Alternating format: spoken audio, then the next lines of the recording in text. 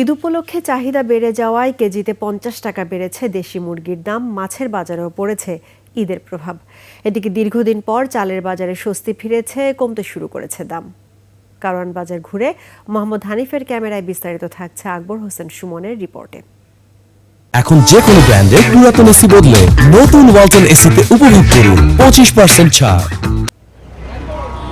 ঈদের বাকি সপ্তাহখানেক, কোরবানির পশুর পাশাপাশি চাহিদা আছে মুরগির।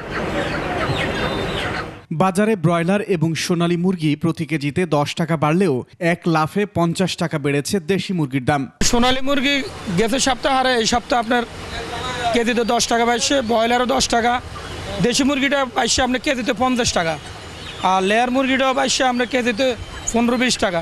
ইরি বড় মৌসুম শুরু হওয়ায় দীর্ঘদিন পর চালের বাজার নিম্নমুখী।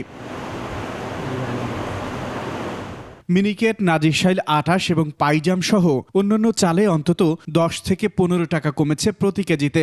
মিনিকেট দেখা যায় মৌসুম শেষে 88 টাকা ছিল, ওই মিনিকেট এখন দেখা যায় 70 থেকে 72 টাকা ভিতরে চলে আসছে। 28 যেটা আপনার 60 টাকা ছিল ওটা এখন আপনার 54-55 টাকায় চলে আসছে।